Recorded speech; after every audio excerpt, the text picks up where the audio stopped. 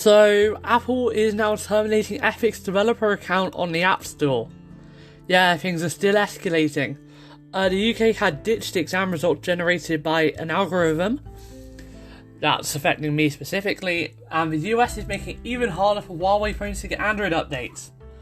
Yeah, if you thought the US and Huawei thing was nearly over, you were very wrong, and so was I, because I was hoping it was going to be over soon, because I'm sick of hearing about it. Yeah, today, wow, this story is massive about Epic, and it is not going anywhere soon, just as the Huawei story isn't. Yeah, so let's get started. My name's Luke, this is the Dynamic Digital World, and let's get started. Wow, 8 minutes, this is a story from 8 minutes ago, currently from 9to5 Mac. So, basically, for those of you who don't know, very quickly, Fortnite was pulled from the App Store because Epic introduced a direct payment method to get around Apple's payment system, which means that Apple gets 30% of Epic's profit. 30% of Epic's profit, meaning that they have to increase their prices by 30%. Epic immediately filed a lawsuit against Apple because they kind of had it pre-prepared. And according to Epic, Apple is now terminating their account. Now, they shared the update on Twitter today. This is at 7:39 PM, so it did happen a little bit longer ago. But it happened, so just under an hour ago this has happened. Now, they're calling the removal a retaliation, which it definitely is a retaliation lawsuit. There's no actual rhyme or reason, as far as I can tell, for this to happen. Now, the developer says that Apple is... Apple is planning to terminate all of its accounts and cut it off from iOS and Mac development tools on August 28th. This Mac, in theory, I don't know if it's going to affect the Mac apps or just, or all Mac apps. This could stop Fortnite from being available on any Apple devices. Apple is seriously rhetoric. Yeah, now, Epic has asked the Northern District California Court, where it filed its lawsuit last week, to block Apple from terminating the developer account, but yeah, it's definitely... Yeah, it's,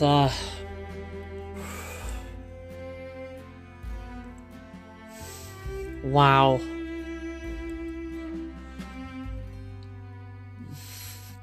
Yeah, this is going by too fast. Now, I want to address something quickly, and this was pointed out to me.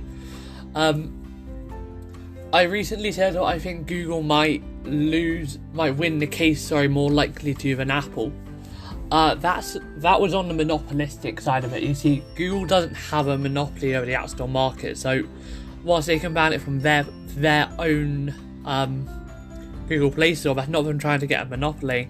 That's just them saying, listen, you've got other options. If you don't want to abide by our rules, then you can go to the other options. That's like, because if you provide options, then and people still going to go through you, and there's other options, then in my opinion you have to abide by those rules when there's options. So Google won't be able to be called a monopoly, I don't think, and if they do call Google a monopoly, I won't be happy, because I use the alternative app stores. Like, I use them on a daily basis. So there's that. But then on the other side of this, there's also the fact that they will probably lose, and are more likely to lose, on the 30% fee they take, because not all of the other stores do, but there's also a chance that they'll win on that, because there is a way around the 30% fee, and it's a very easy workaround. So it's very up in the air. I personally still think they're more likely to win than they are to lose, because there are other options, and they don't have to pay the 30% fee. They agree to go on Google service when there are other ways. So I'm not sure, but regardless, so this is Apple are definitely retaliating over a lawsuit, and I think that's actually kind of wrong, in my opinion. I just think that whilst, Epic pre-planned all of this, in my opinion, they were probably hoping that they wouldn't have to use the lawsuit, but they drew it up just in case they had to. They were just being prepared.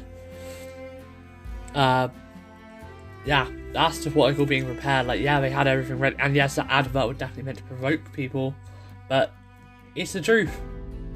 And I think Apple retaliating against the truth is just petty, in my opinion. So yeah, I'll keep you updated on this, but it's not going anywhere. I am literally constantly updating my device. Yeah, so this is still literally just being picked up by news sources and everything, confirming everything. So as more details come out, I will confirm them. But let's go on to the UK. Oh my gosh, I'm so glad about this. So I'm in year 10 going into year 11, but this actually affects me on Thursday because I was meant to take my GCSE English Literature this year. So I'm getting the calculated grades like the year 11s are for their exams on my English Literature, but not the others. So because of all of this, it basically means that when the A-level students got their results on Thursday just gone, no one was really happy. Lots of students were downgraded, and students in poorer backgrounds as well were definitely downgraded. And it was apparently biased against students from poorer backgrounds.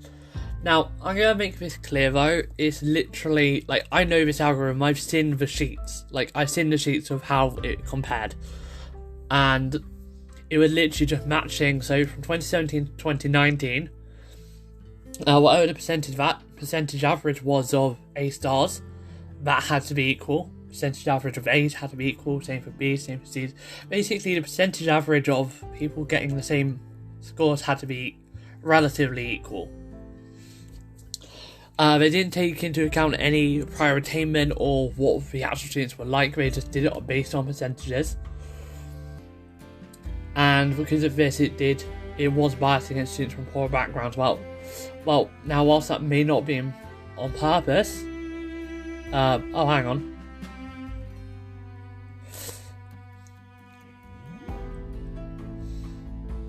Okay, so actually, independent schools saw top grades jump 4.7 year on year. So I'm literally just going through this all a bit now. Yeah, I'm not sure exactly. Now, this has all happened over the course of from Thursday, so it's not like it's just happening today, but still. Basically, the UK have ditched the algorithm and gone with what the teachers originally predicted people. So if your teacher originally put you down for an A, you will now get an A instead of maybe being moved down to a B or hopefully not a C. But like, you will get whatever your teachers predicted you, not what the government algorithm then did to it. This is happening for both A-level and GCSE students. So if you're getting your results on Thursday, then you'll get that. Now, the only reason it really links into technology is just because it was an algorithm done by a computer. So, it definitely happened. But the fact is, we shouldn't be using algorithms to determine students' grades. I think we have to look at what the students have actually done, and we didn't put anything about students' prior attainment into the algorithm. So I think if you're going to use an algorithm, you should at least include prior attainment. Yeah, that's kind of the thing about algorithms. There have been a couple of stories about algorithms going wrong just due to putting in data. It's if we can't be using algorithms for anything to do with crime prevention, in terms of predicting who's most likely to do a certain type of crime, and then arresting them because they can't be likely to do it, because that's completely prejudiced and that's completely against our country's rules as far as I'm aware. But and now this is going on for students from poorer backgrounds. So I definitely think we need to take a hard look at how fast we're going to push using algorithms for certain things. Now, Huawei. I feel bad for them. I feel so bad for Huawei right now. They have had, this is all three of these stories are from the last 4 hours. And the UK exam one was a stretch, but I figured I'm in the UK, it's a win for students, so I'm reporting on it. But anyway, so Huawei phones getting Android updates is not likely if it uses Google services. So, not only have they tightened restrictions, so it's now a lot harder for the company to get chips for its devices. This story, I'll go over this story in a bit. Actually, I did kind of see this, but I didn't actually have time to report on it. But basically, any existing Huawei devices that run on Android won't be able to receive updates from Google. So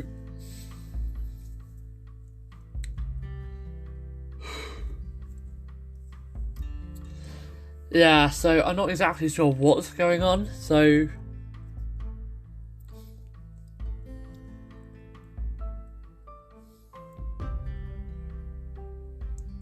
yeah, basically, if you have a Huawei phone, then you might not be able to buy one soon because they're running out of processor chips due to US sanctions. And as of September, the company will no longer be able to make its own Kirin chipsets due to the ongoing pressure. Also, 38 Huawei affiliates in 21 countries are being added to the blacklist. So now 152 affiliates of Huawei are added to the blacklist, very close to shutting off Huawei. I feel bad for them. Samsung, they just recently overtook Samsung, but it doesn't look like it'll be staying that way for long. So basically, have a Huawei device now. I do recommend, no matter how much you love it, that you get a new one.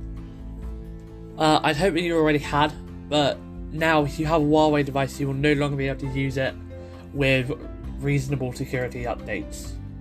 Unless Huawei do a massive update that updates it to a new version of working from the non-Google services, but even so, you won't have your Facebook, you won't have your Twitter, you won't have access to Google apps.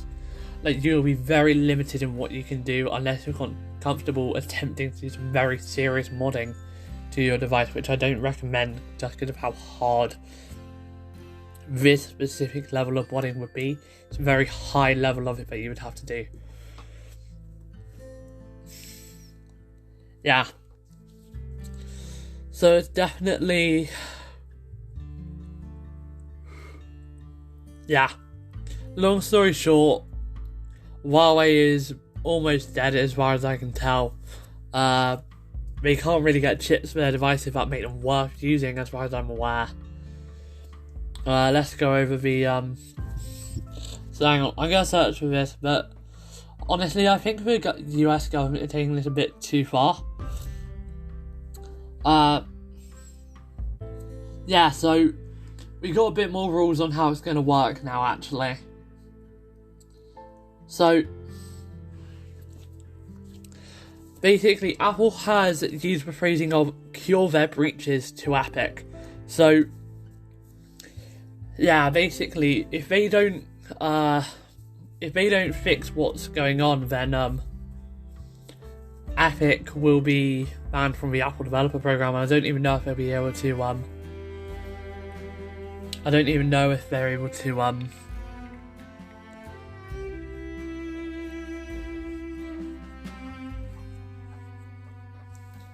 Yeah, I don't know if Epic's even going to be viable on any Apple device after August 28th. So, wow, Epic, Apple, seriously, you are looking like the bad guy in this as far as I can tell. Now, Epic has said it will be, quote, irreparably harmed long before final judgment comes. Apple's actions will irreparably damage Epic's reputation among Fortnite users and be catastrophic for the future of the separate Unreal Engine business, end quote. Now, Apple is saying that Epic took this unfortunate step of violating App Store guidelines. Guidelines, by the way, which, as far as I can tell, are illegal on both platforms. Apple and Google, however, I believe Google have more reason for, as they take less money from you straight up. Like, they only take one 12 quid payment. So, yeah. Now, yeah, personally, if you are using an Apple device but you want to play Fortnite, I recommend that you stop using any Apple devices, at least for a considerable amount of time. I hate to say it, but my device now is to not use an Apple phone or iPad for the foreseeable future. The reason being is that this court suit may not go just as far as stopping Apple from what they have so far. Like, it may go further than Apple being stopped from where they are right now. It could go further. So it could in theory just end with lots of apps being taken down, or indeed your device being very different to how it is now. And I know I've had my disagreements about Apple and whether they're worth buying or not in the past, but this is, in my genuine professional opinion, if I had to give one, I would say if you're using a device like that, if you're using an an Apple device, I recommend you now switch to Android. Even if you're not a fan of what Google have done with Epic in the same way, you can still get it, and it's legally and it's sanctioned by Google, and Google points it out themselves. Feel free to go get it from their website. Yeah, Google have pointed it out themselves. They're not against people doing that, and they're going to point that out to people so they say, listen, we don't want it on here because they're violating our terms, but please do go and get it here because it's a good game. Like, they're not, and as far as I'm aware, Epic hasn't been cut off from developer tools. It's just that the app is temporarily banned until they respond. I think unless Google decides to copy this action, it's more pressure on Apple than it is on Google. So yeah, again, you can get it from other places on Android, which is why I recommend for anyone, to be honest, to swap over to Android. I know you might not like the Android UI. There are iOS launchers that you can download. I'll create a blog post tomorrow on my website with a list of the best iOS launchers, which I'll test over the course of... Actually, no, I'll put it on Saturday. I'm going to test some iOS launchers over the next week to find out which ones I believe are the best for people to use. Oh, gosh, I'm sorry. I'm really disappointed with this. I didn't want this to happen. It seems like Epic or Apple are just digging themselves a further and further a further drain, or a bigger hole, I guess I could say. So, yeah. My official recommendation for anyone using any Apple device is now to not use your Apple device if you're someone who cares about apps not being removed. Because if this court case doesn't go well for Apple, either you're just going to see other app stores be introduced and everything great, or you're going to see less than 30%. But if it goes well for Apple, if Apple win this case, I can't recommend anyone to buy an iPhone or an iPad. The only reason I can see it is if you need it for work. And there are some good things about it, but with Apple being so anti-developer and anti-consumer, I just can't recommend using any Apple products at all, whether it be a computer, a phone, or a tablet, if you're interested in any kind of games. Now, let me make this clear as well, though. The stopping them from notarizing Mac apps means that you won't be able to run Fortnite on your Mac. So, in theory, it will now be officially it's now officially required for apps to notarize before they can be run on newer versions of macOS. So, in theory, this will mean no, your app is not allowed on macOS. Like, just being not included in the developer program is a massive deal. It's a massive issue that affects lots of people and lots of developers, and it will stop Epic from ever putting their app back on the platform. I'm not happy about this. I know a lot of people probably aren't happy about this as well. I just hope Apple get their ducks in a row and realise that they're just giving themselves a bad reputation by the end of this. Anyway, this episode has gone on much longer than I thought it would be. I'll continue to update you on how this story goes, as this is not going to be going away anytime soon. My name is Luke, thanks for listening, and this is the Done Out Digital World. See you in tomorrow's episode.